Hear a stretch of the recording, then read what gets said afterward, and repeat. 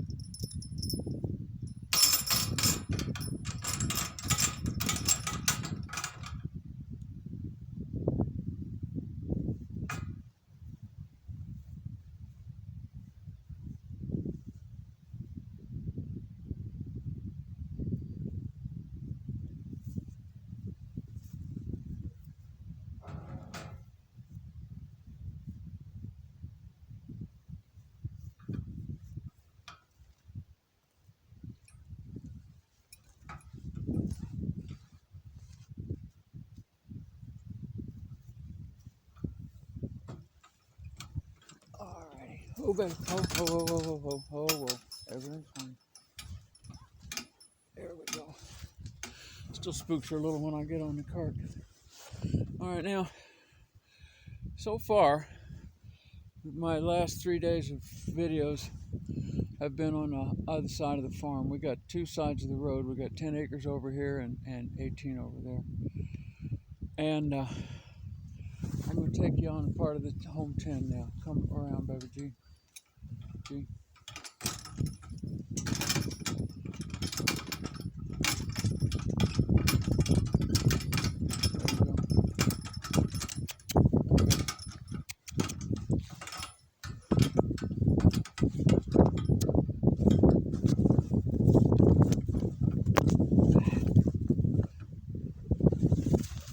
She's waiting because I'm bumbling and she knows it. She's smart. Okay, walk up, honey. Let's go.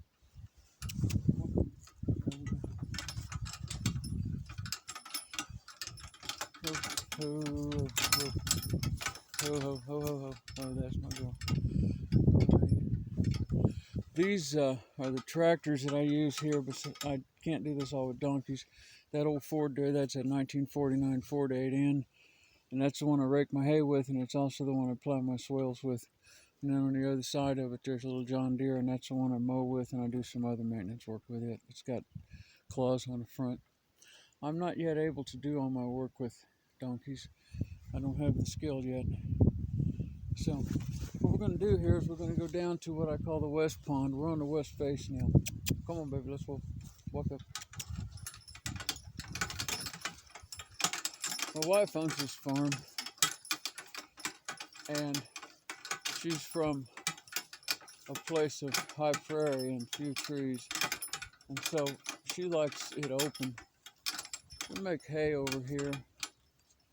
Since I haul the hay with the donkeys, And that means I'm walking or making it over here makes it a lot quicker. Come to you, baby.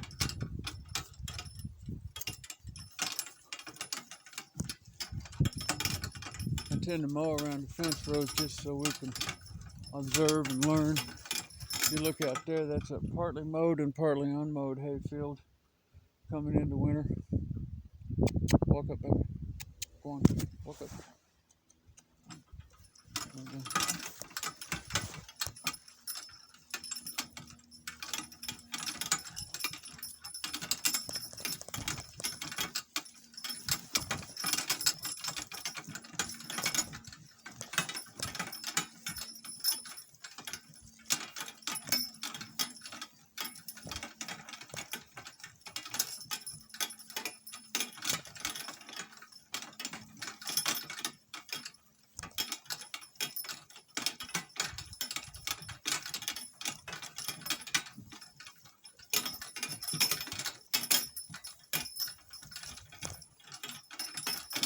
Okay. I get a lot of grief from people about the fact that biological waste comes out of the back end of these animals. You know, people see my videos and they go, "Ooh, donkey shit. Ooh." It's like, it's like all the adults in America are kindergartners. Yeah, everything that produces energy produces waste.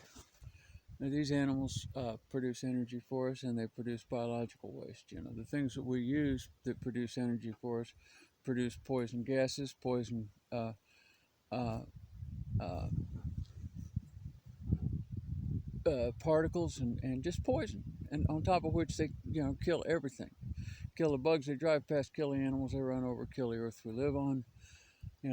Carbon is just one of 1,000 things they do wrong. And everybody looks at the back end of this animal and says, "Ew, it'll poop." Yeah, right.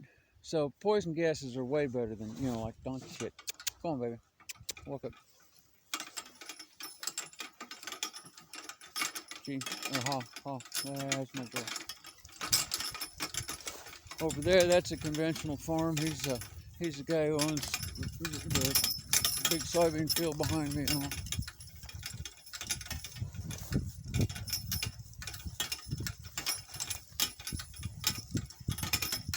He's the guy who owns it. Round bales I took a little video of yesterday. You might have seen it, I don't know. Now we've got electricity down here. Our well house is down here, and this is where the water that the animals drink comes from. And it's pumped by electricity. We don't have any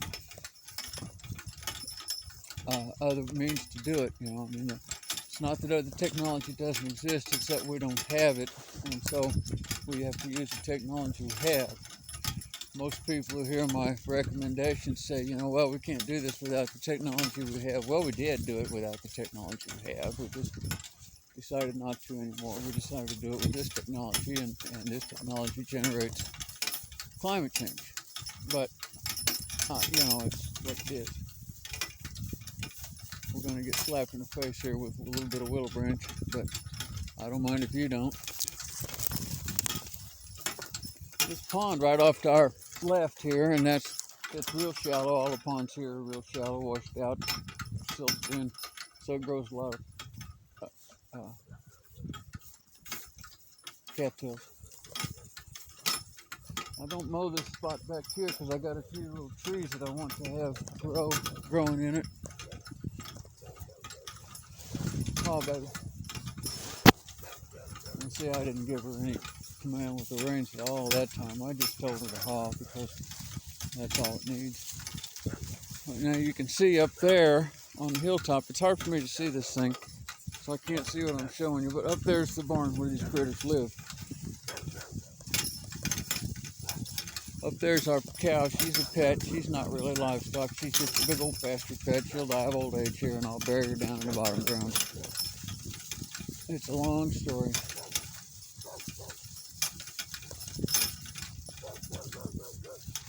This is the well house. That's where all the water comes from that these animals drink.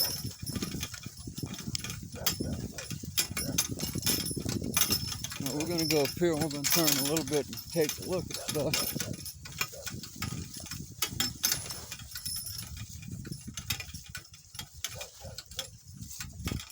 A little bit. Okay, over there. Ooh, whoa.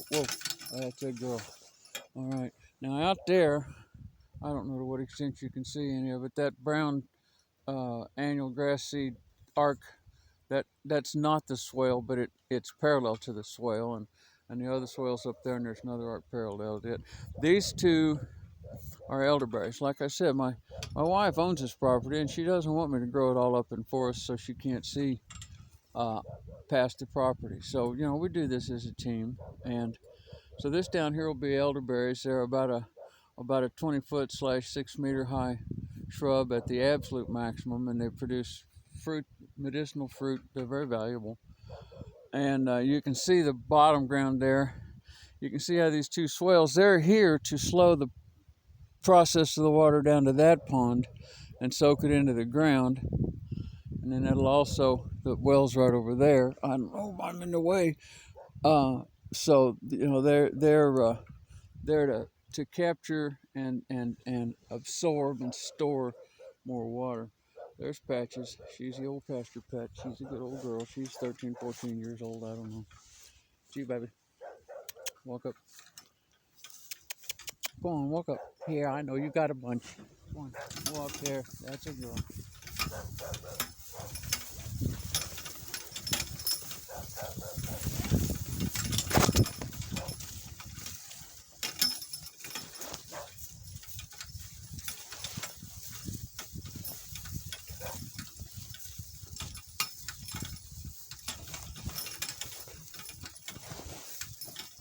Oh. Oh, for a minute. Oh. That's a girl.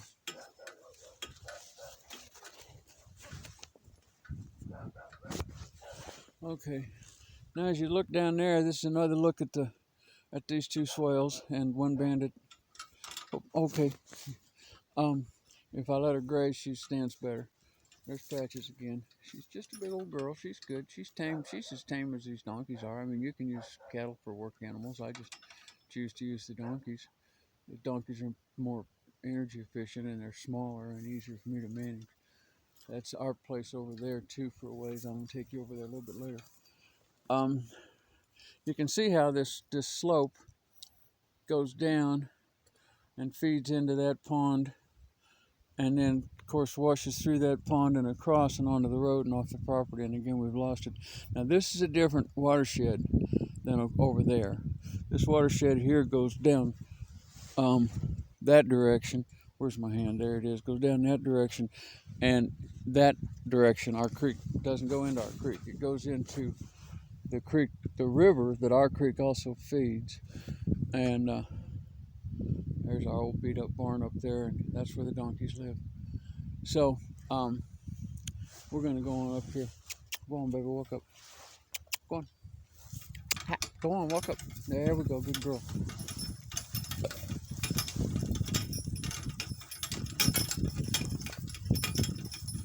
Bandit's hunting. He's always hunting.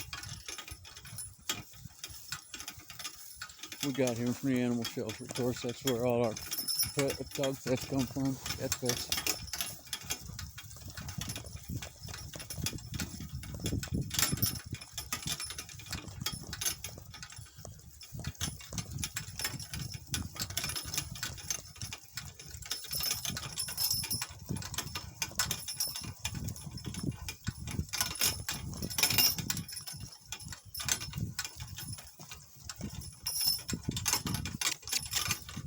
Oh.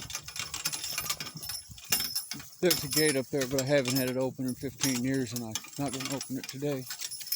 There's a live chestnut right there by that stake. Oh. This brings us back over here. Now we're along the swell. This right here, rough looking though it is, I'll still mow that this year and get some more hay out of it. It's still good enough to provide feed for the animals. And and I'm pretty short this year. I had a rough year. I didn't have her trained, and Abraham got lame, and I couldn't work him at all. He was in too much pain, so I got way behind. So we're just doing the best we can. I may have to buy a big bell from somebody and cut it up and hand feed it. Walk on, baby. Come on. Come on, walk up. Go on, walk on, walk on. Come on. That's a girl. Come on, over there. Come on.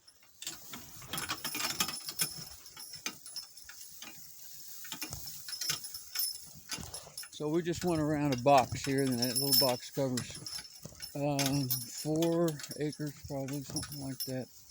That's a guess. This whole side of the property is 10.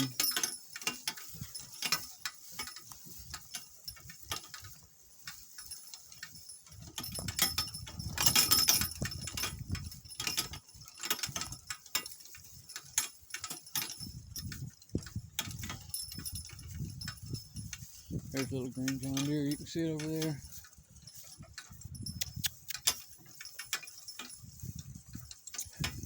I wish I could get past those machines, but I got too much property. See, that's the deal about having 28 acres is really more than one family could manage properly with just donkeys. You know, we could probably manage 10 if we had, both our donkeys were broke and we had a little bit more machinery, like, donkey powered mower and what's called see, that's a, oh baby, whoa. That's a hay rake on the back of that old Ford tractor there. Step up a little, baby. Go on up a little, just a little. That's good, whoa, good girl. That's a hay rake, and it sweeps the hay over into a line behind the tractor's back wheels, in the middle of the tractor. Here, step over one, haul one. That's good, whoa. And see, I could make what's called a forecart to take the place of that tractor, and these 2 donkeys could easily pull that rake. It doesn't take much energy at all to pull it. The tractor can barely feel it. And and that mower there, that's a 5-foot sickle mower. If I had a 4-foot sickle mower that was rigged out to be pulled by donkeys, the donkeys could do the mowing part. And if I had a forecart to pull that rake, then they could do the raking part. And then I could produce hay for these donkeys with absolutely no fossil fuel investment, except for the original fossil fuel that went in making those steel parts. And every time I mowed it, the aggregate fossil fuel in the specific hay would be less, because I would get more use out of the energy that went to make the original product. Now, since I have to put gasoline in that one and diesel fuel in that one, every time I make hay, I've got more energy invested in it. And this whole deal, this whole climate change thing, and really this whole extinction thing, this whole mass destruction thing, this is all based on energy, both sourcing and application. And it's difficult to explain that to people. It's just difficult. And so anyway, I'm not. I don't want anybody to think I'm pointing myself and saying, "Look how good I am," because I'm just as flawed as anyone else. I'm just trying to learn these things and trying to establish a system that works. Okay, baby, walk up. Go on. Go on. Go on. Walk up. There, good girl.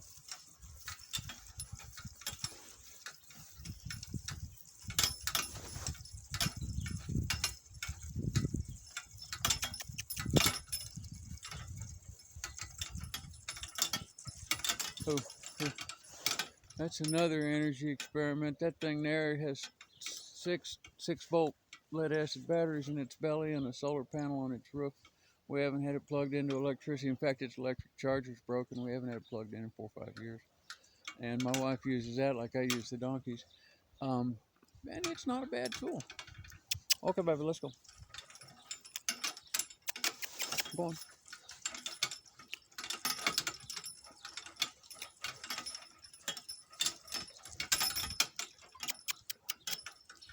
Talk to you a little bit about speed and population. Go on. There's this vast concern about our overpopulation. There's 8 billion of us. We're pushing right at 8 billion of us. And everybody says we've got to do something to get this population down. But we could immediately reduce the footprint of our 8 billion by slowing down. Each person, where I live, almost all the people where I live earn their daily keep 50 miles away. Oh, baby, we got a problem here. I don't know if there was a thing on there. Hold on, what's that? Jiminy Christmas, Jackie. Jiminy Christmas, Jackie. This ain't right. I never did it right. I was thinking about the camera instead of the cart and the animal. Sorry, sweetheart. Hi, sweetheart.